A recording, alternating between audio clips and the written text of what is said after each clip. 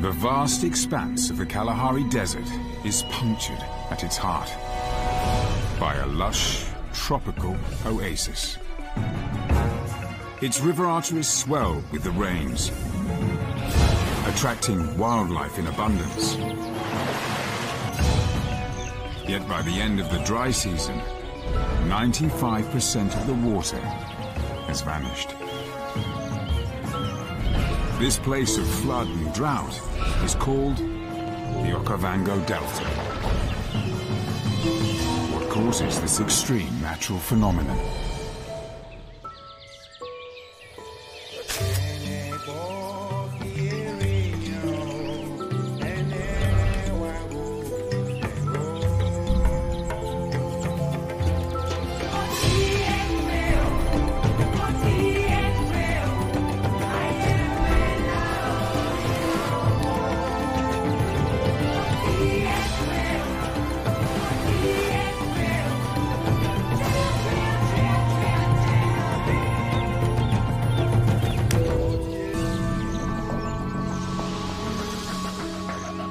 Kalahari means big thirst.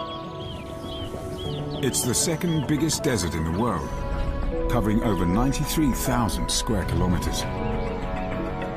It blankets most of Botswana. It's also home to the largest game reserve in the world, and to a conundrum. It's a place where a staggering 30 million liters of water a day drain from the Okavango River through a labyrinth of lagoons and hidden channels that form the Okavango Delta. This island of green covers an area the size of Connecticut, over 15,000 square kilometers. It's the largest inland delta in the world. But it's also an anomaly. The waters from the mighty Okavango River never reach the sea.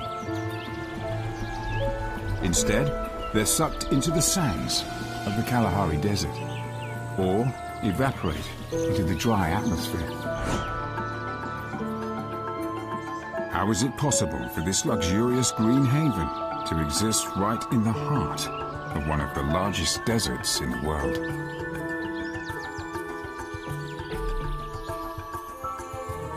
The Okavango Delta is a story of two extremes: flood and drought.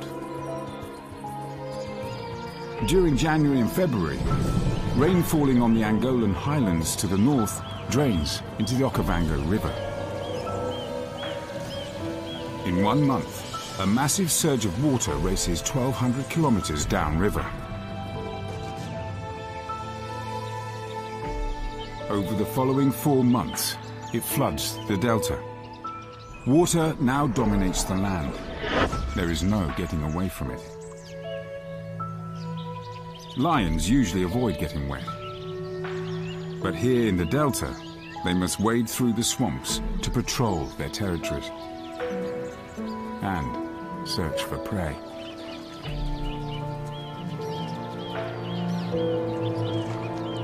So the lions of the Okavango have learned to overcome their deepest fears and teach their young to get wet from the word go.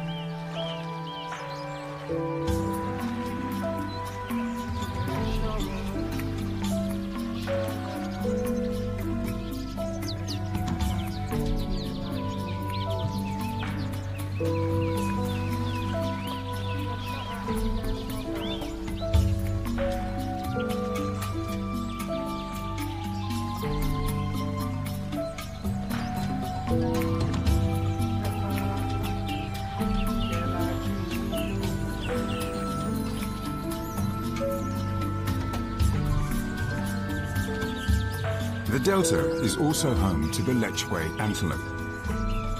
They're specialized for life in the swamps and graze in the rich water meadows.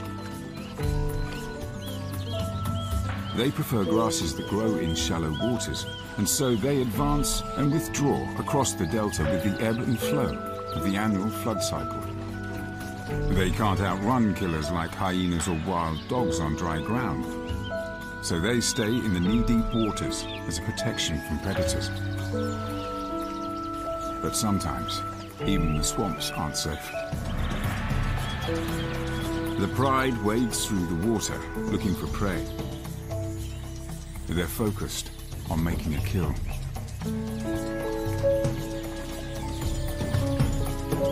And when there's lions on the hunt, freeloaders are never far behind. A hyena has spotted the pride stalking through the swamp's long grass. Hoping for an easy meal, it decides to follow.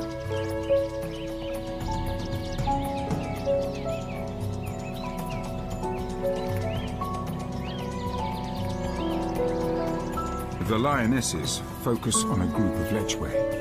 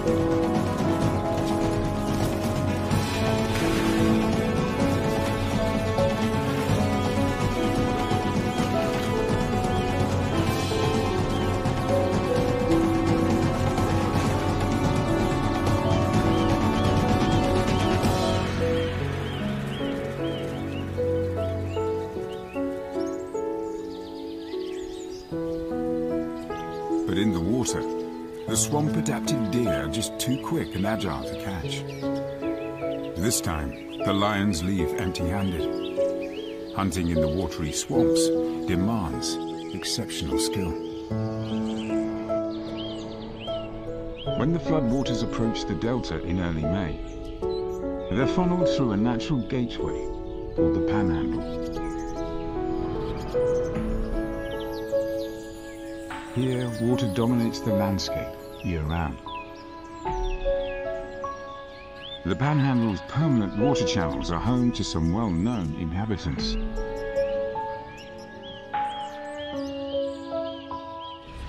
King of the Waterways is a title claimed by the hippo.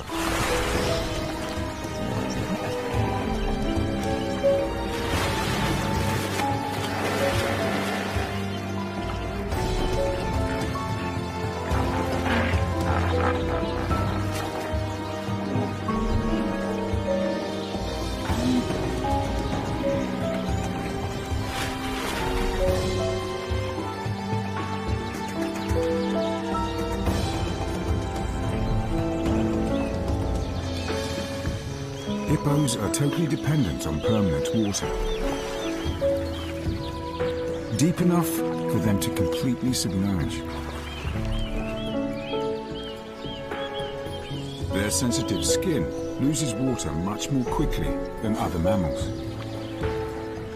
So hippos must stay waterbound during the heat of the day to avoid dehydration and overheating.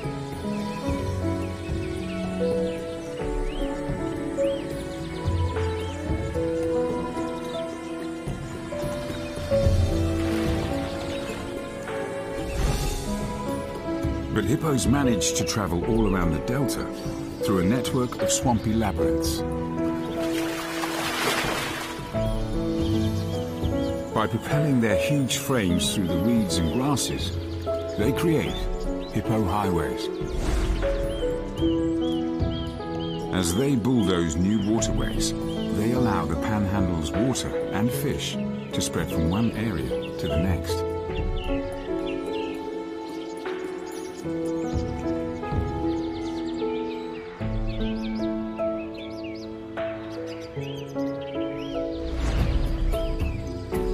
And these thousands of fish feed many mouths. Attracted by an easy catch, twice as many people live in this small area of Botswana than in the surrounding Kalahari Desert.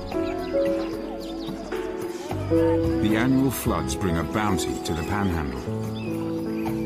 All these women have to do is scoop them up.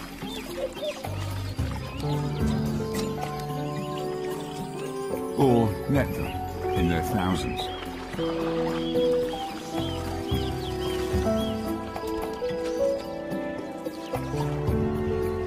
The men fish in the panhandle's waters all year round.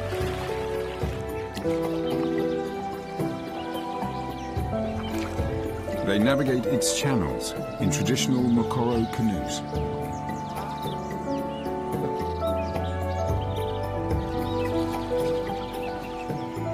The local people have learned to adapt their whole way of life to the panhandle's swamps and waterways.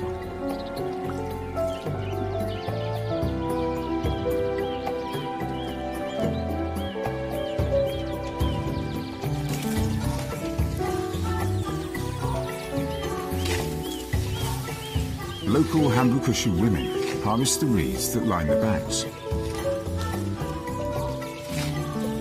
They're dried and then delicately woven together to construct and repair houses.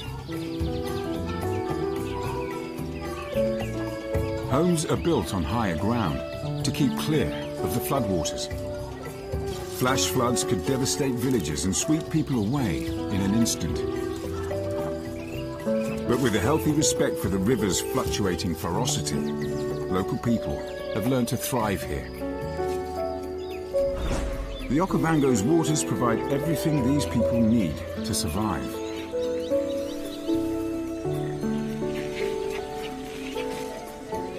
And provides rich surroundings where wildlife can flourish.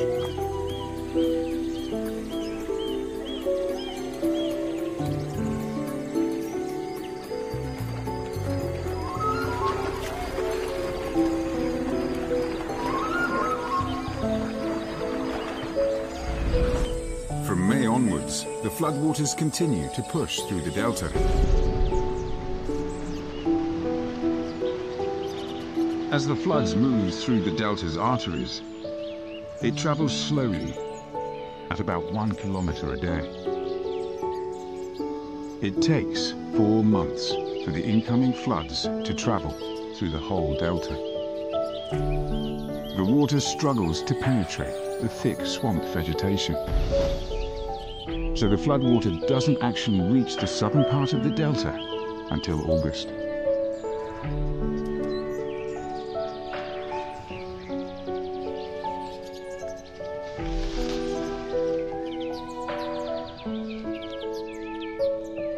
But things used to be very different. Thousands of years ago, the delta's waters extended much further than today. They even reached as far as the Kalahari salt pans, 90 kilometers southeast of today's delta.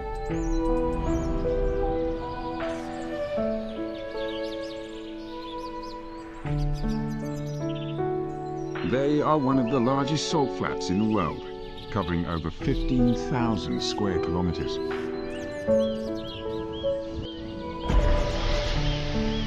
And during the dry season, almost nothing can survive here. But in extremely wet years, the delta's waters still sometimes get as far as the Buteti River, which reaches out to the edge of the pads.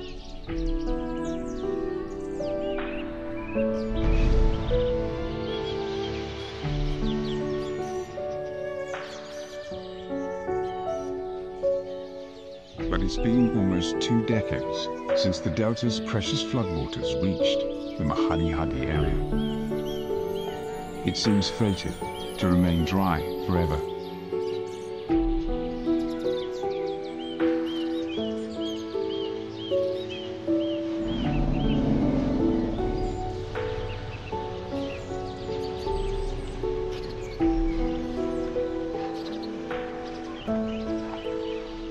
This year, the rains have been especially heavy in the north.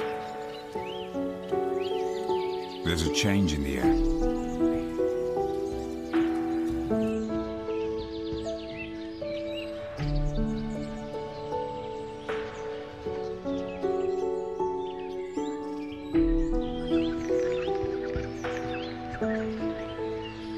Animals are drawn towards the parched Pateti riverbed.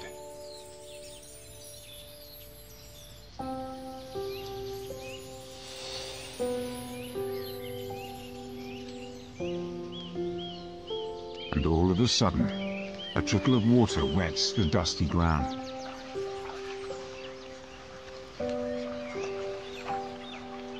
The dry channel of the Pateti River is flooding at long last.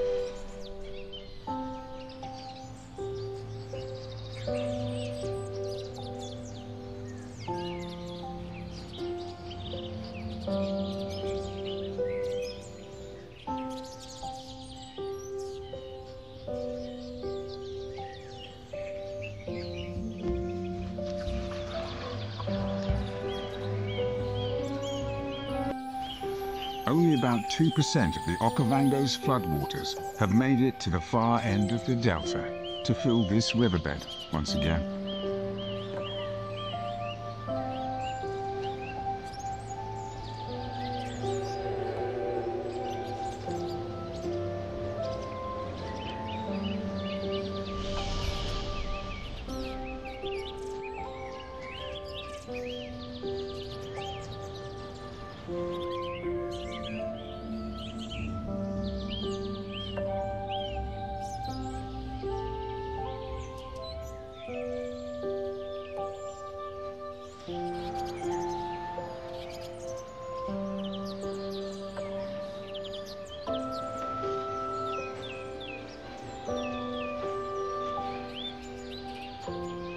Elephants have picked up the scent of the water several kilometers away. And after surviving the long dry season, they feel like celebrating.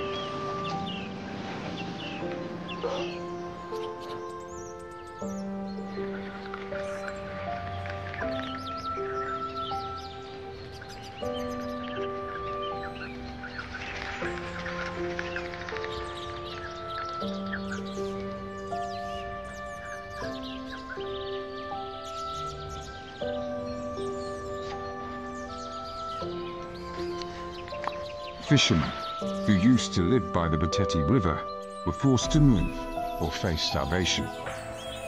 Now, they return. The arriving floodwaters quench the thirst of the parched lands to the delta's south.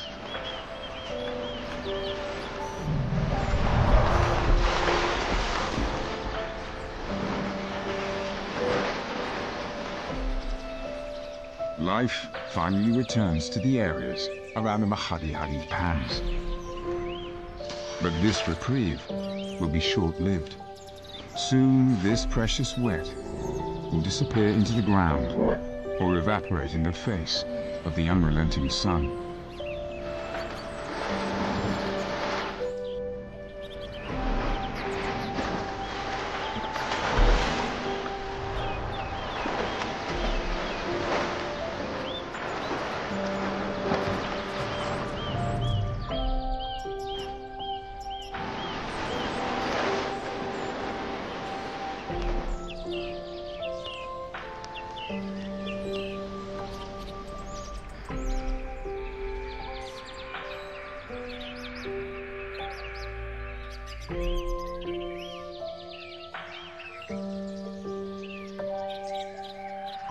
But for now, the flood continues, and in the heart of the delta, the wildlife is thriving. Although the desert is never far away, this verdant wetland offers a home for unlikely residents, right in the heart of the Kalahari.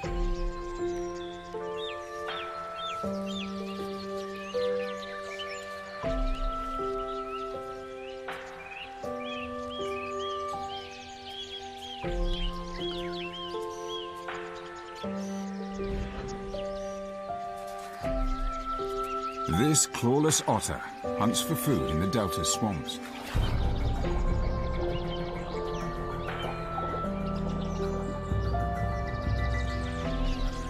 Crabs, frogs, fish, even snakes and water birds are on the menu. Its body is long and streamlined, propelled by strong hind feet. Its flattened tail is used as a rudder, making this otter a swift and formidable predator. Its clawless, tactile hands are ideal for probing and grasping.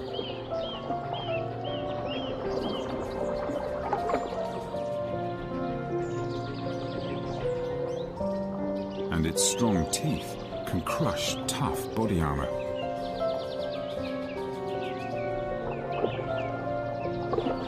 Even though the waters are murky, the otter's sensitive and searching hands can easily find crabs.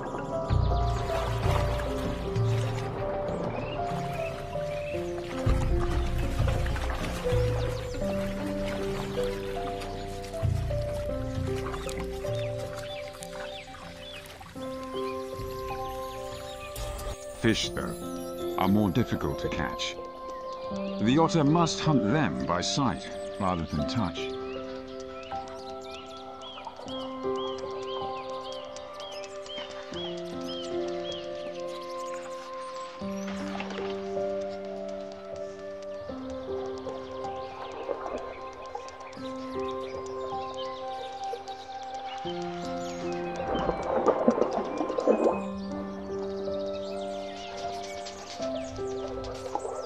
This catfish's swift escape maneuvers make it a tough catch.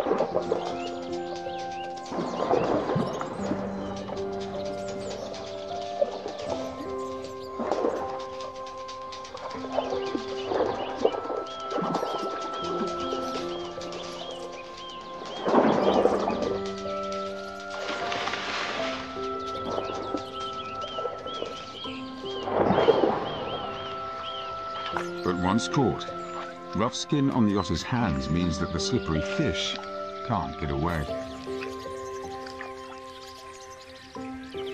Having eaten his fill, the otter rolls in the long grass to dry his sodden coat.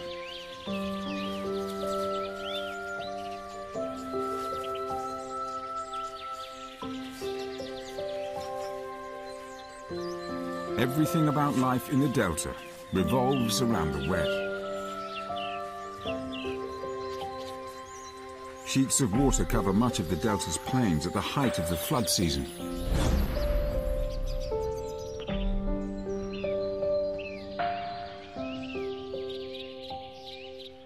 This vast, shallow lake is punctuated with literally millions of small islands. They are all shapes and sizes and rise just high enough above the surrounding reed beds and floodplains to support the growth of trees.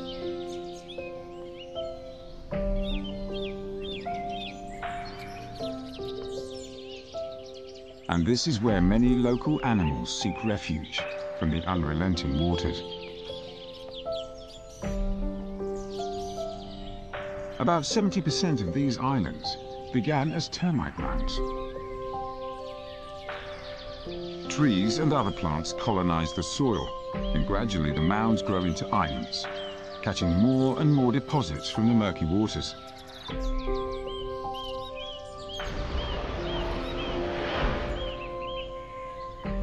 This old termite mound may well have been the foundation of this island.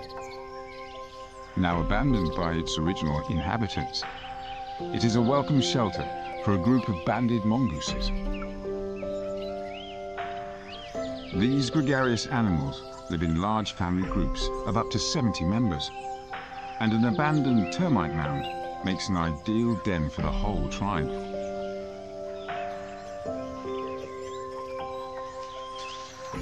Mongooses search for food in small groups, digging in leaf litter or searching under tree bark for tasty morsels.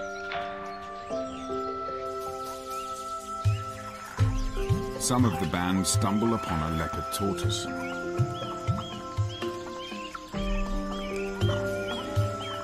Mongooses are very inquisitive, and this tortoise is thoroughly investigated. It doesn't seem to be edible, or willing to react to the mongoose's playful probing. So, eventually, they abandon their find. After suffering the indignity of being used as a marking post, the tortoise tentatively emerges from its shell and continues on its way.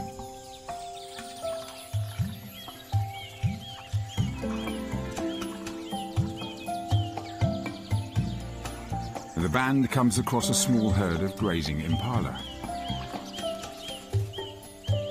They decide to stay and forage alongside them. Mongooses often seek the company of grazing herds or even troops of baboons.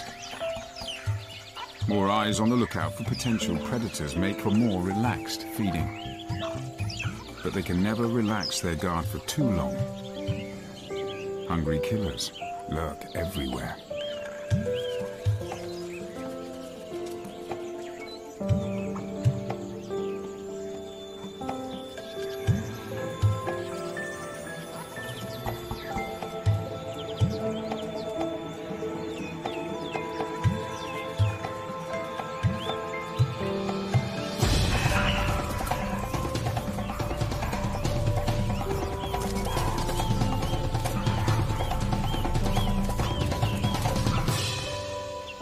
Unwary moment, a quick pounce, and this mongoose has lost to the expert hunting skills of a leopard.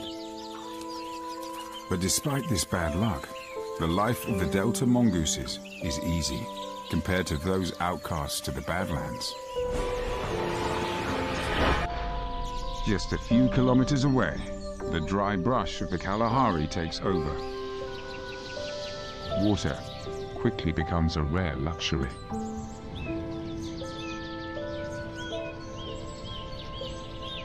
Despite the delta's seasonal ebb and flow, it's nearly always hot and dry here. Life is a constant struggle for survival against the dry heat.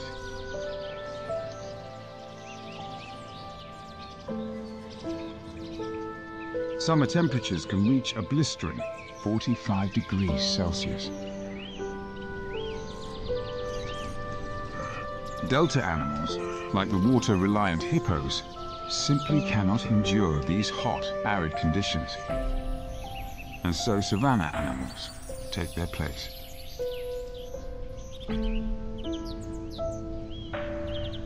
But people have also found ways to survive outside the delta. These are the Bushmen.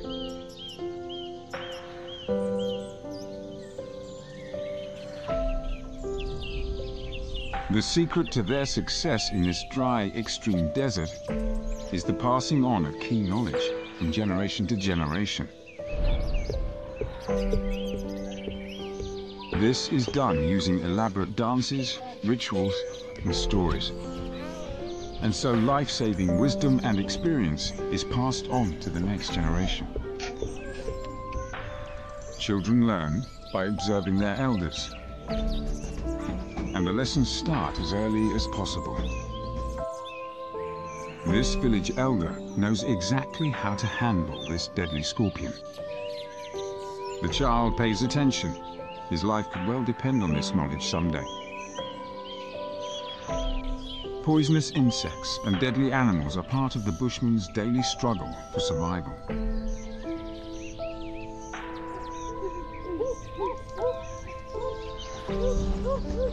Finding food is the other crucial lesson.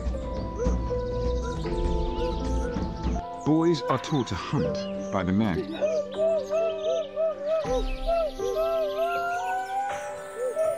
Much of the skill is passed on through dramatic reenactments of hunting stories.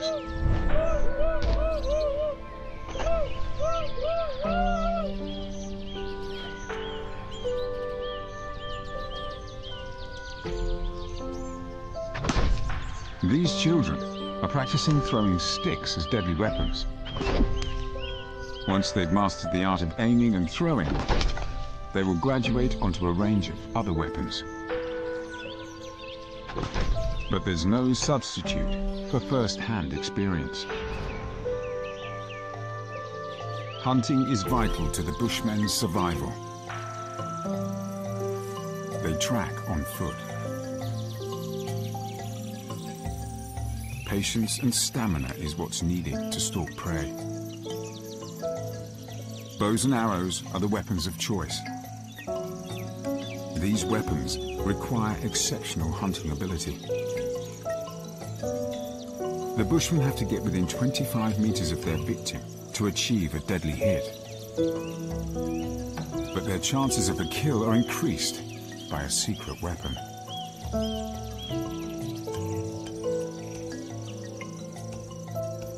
Poison.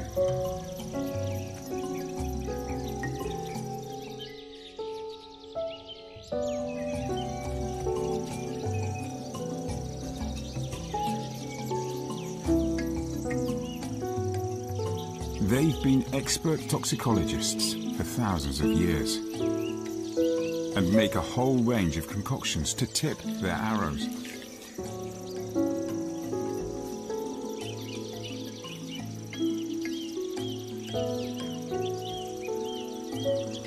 Once hit, it may take hours or even days for the poison to take effect.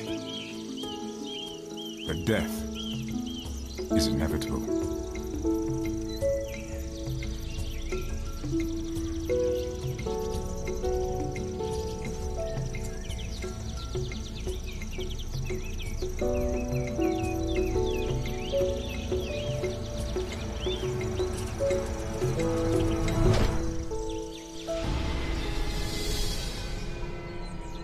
The Kalahari has been the bushmen's home for tens of thousands of years. And over this time, they have refined their extraordinary abilities to get the most from this drought-ridden land.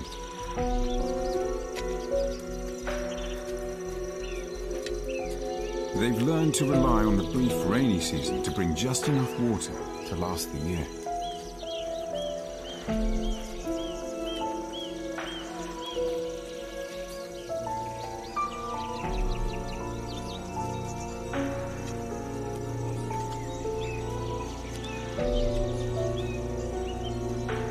It takes knowledge, perseverance, and preparation to survive.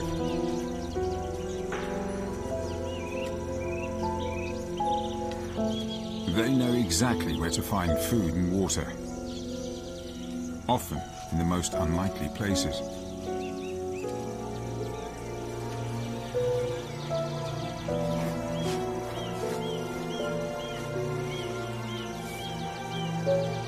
The juicy fibers of the byroot are an excellent source of water, and it can be used over several years. By replanting after use, it has time to regenerate, ready for next time.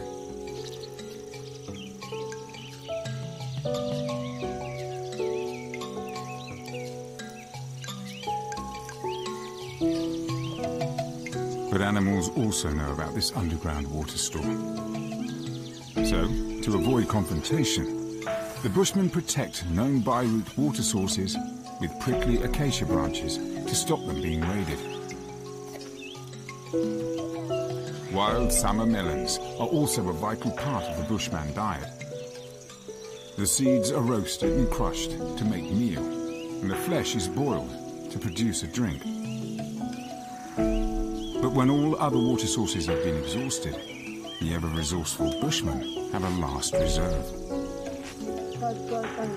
During the brief rainy season, they collect water and store it underground in the blown-out shells of ostrich eggs.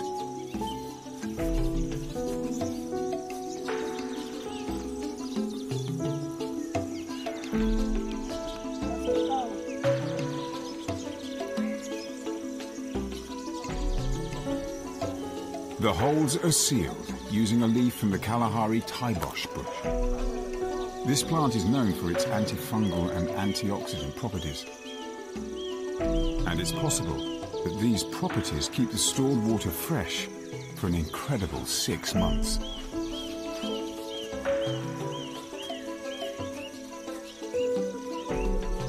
The bushmen are completely at home in the desert and know all its secrets and natural larders.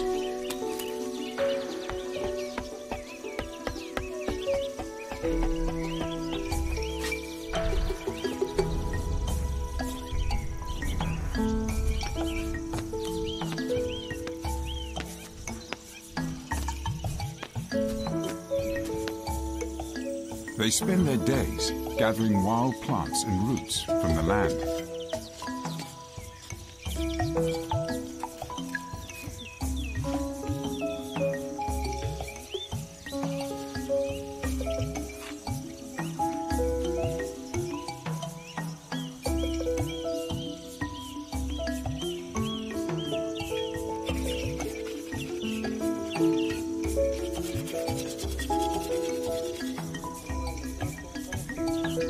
Roots, beans, and truffles are roasted on the fire and shared by everyone.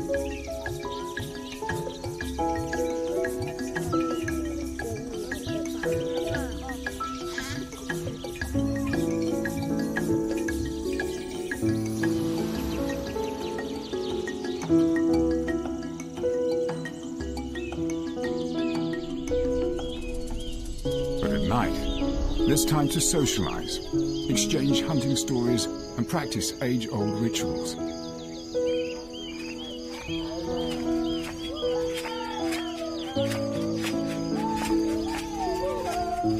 The men string dried insect cocoons filled with seeds together to make dancing rattles.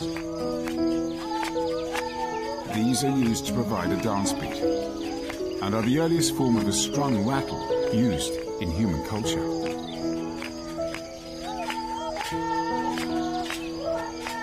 It's their rich history and deep understanding of the land that has enabled the Bushmen's continued survival here, despite the challenges posed by the forbidding Kalahari Desert.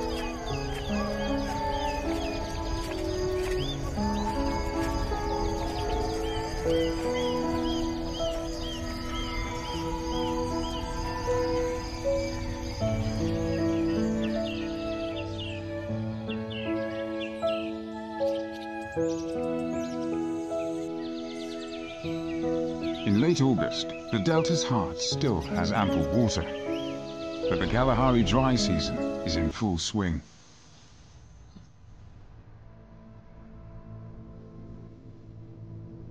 Water becomes scarce. Like the Bushmen, the animals here have had to learn to cope with this dusty landscape's severe lack of water. The life-giving rains won't arrive until at least mid-October.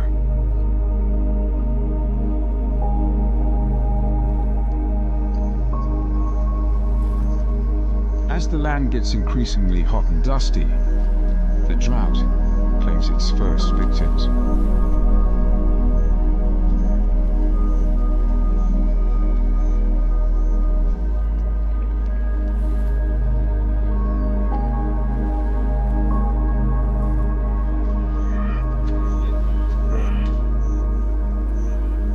Young, weak, and elderly are most at risk. But their deaths provide a steady supply of food for the region's scavengers. This elephant's carcass has already attracted a horde of vultures and hyenas. These scavengers play a pivotal role in the perpetual cycle of life and death. They clear up carcasses as soon as they appear. Nothing goes to waste.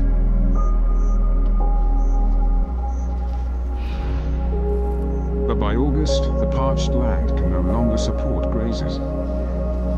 So the herds of buffalo and antelope head towards better grazing within the Delta's lush boundaries.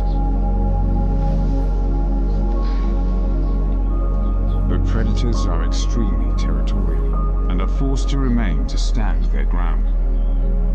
The lion prides in these marginal areas are struggling to find enough food.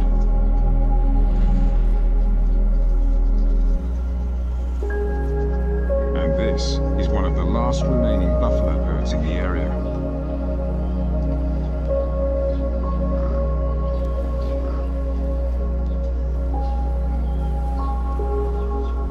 So the hunters constantly stalk them.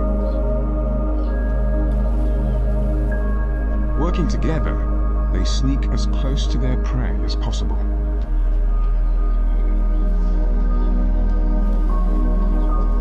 They aren't designed to run their prey down over long distances, so they have to get within 30 meters of their target.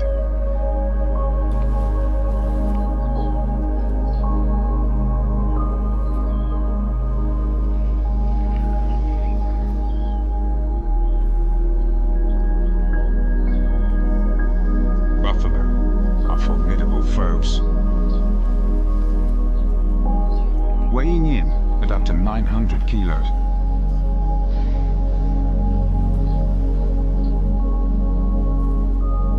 They're equipped with a huge set of horns and could make short work of these mighty cats.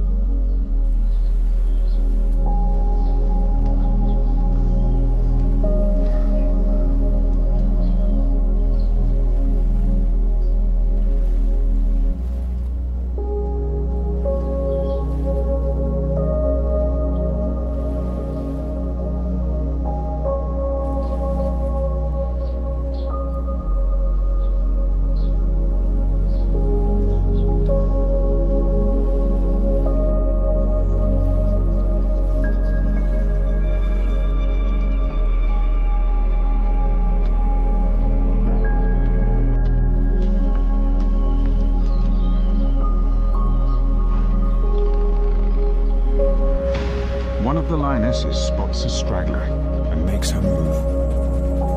The young calf is caught unawares.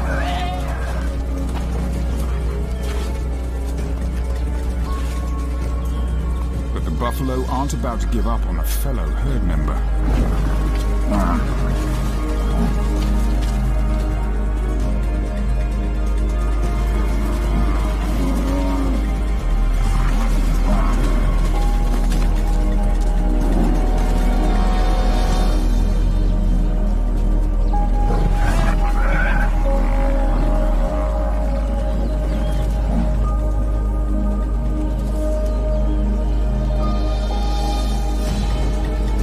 Sensing a second chance, the lions attack again.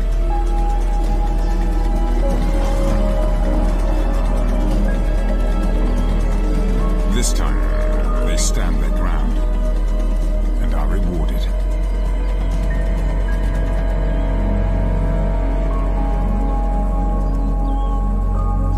But whilst prey is fast running out in the desert,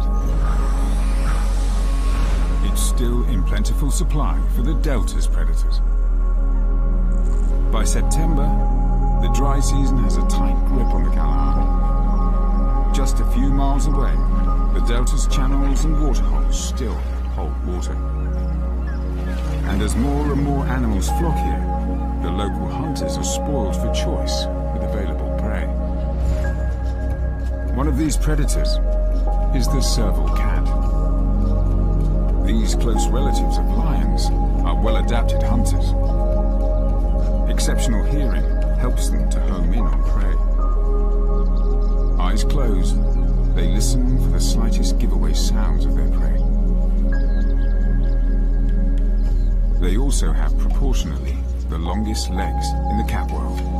This means they can sneak easily through tall grass and reach impressive speeds of up to 80 kilometers per hour.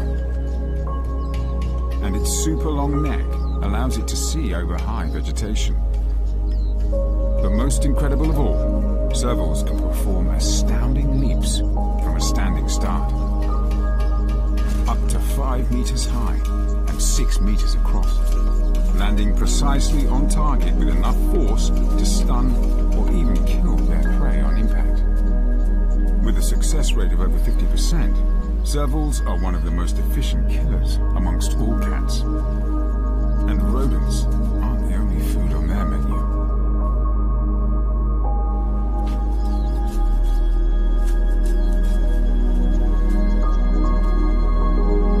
Their spectacular leaps are ideal for plucking birds straight out of the air.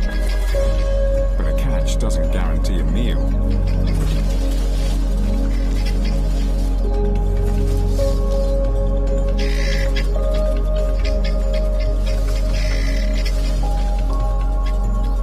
A second serval has witnessed the hunter's success and is intent on snatching a free meal.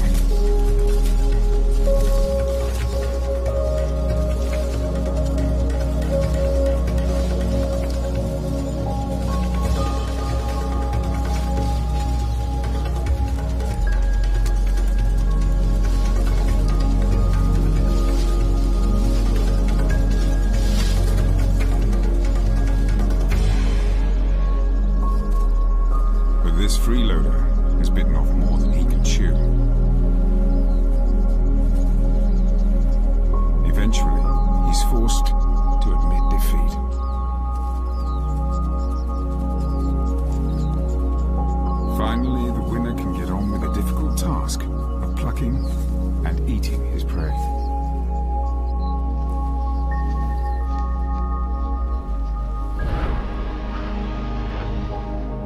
By October, it's the late dry season. Every creature in the surrounding Kalahari Desert has either died, left, or remains in suffering.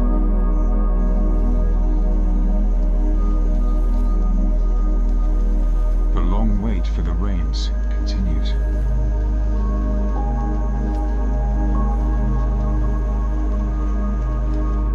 It's been 8 long months since any water fell here. And even then, it only amounted to 180 millimeters.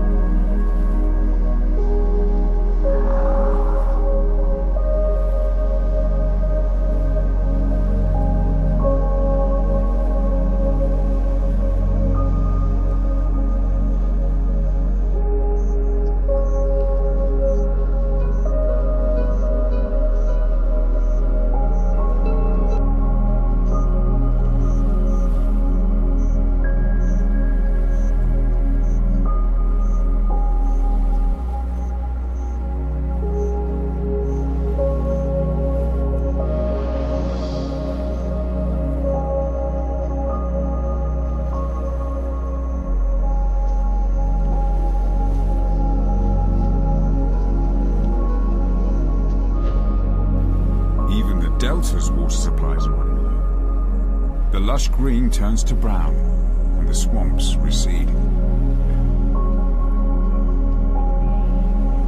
Most of the rich waters of the Okavango have now disappeared into the ground.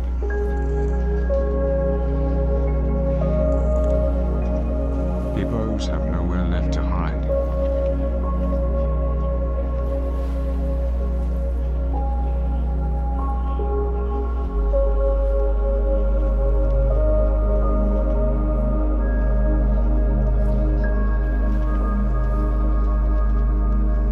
Desperate times call for desperate measures. Hyenas even attempt unlikely kills.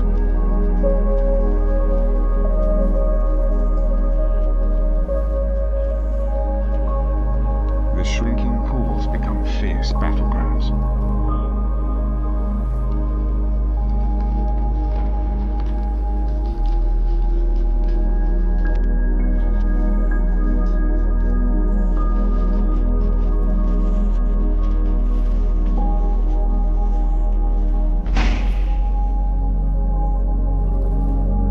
Of the waters will soon evaporate into the atmosphere, in the face of the unrelenting sun.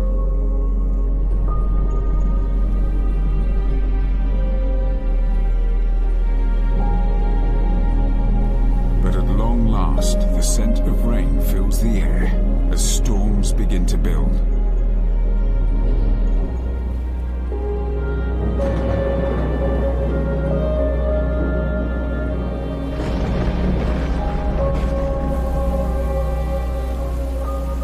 A savior has arrived just in time for many animals.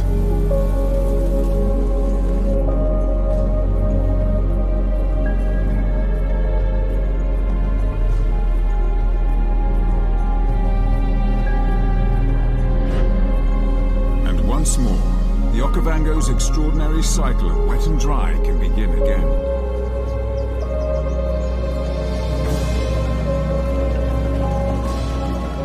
Sustaining life in the Delta's wetlands and supporting the surrounding Kalahari for yet another year.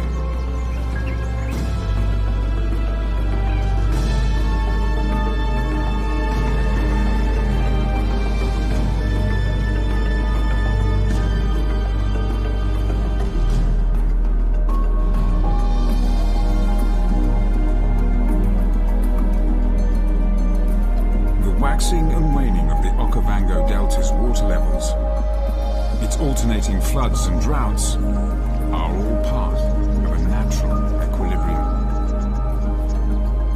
The Delta is a living heart in the Kalahari Desert. Its labyrinths and channels function like an organism's circulatory system, bringing life to all those who are drawn here. natural rotation of wet and dry beats out a natural rhythm of life and death.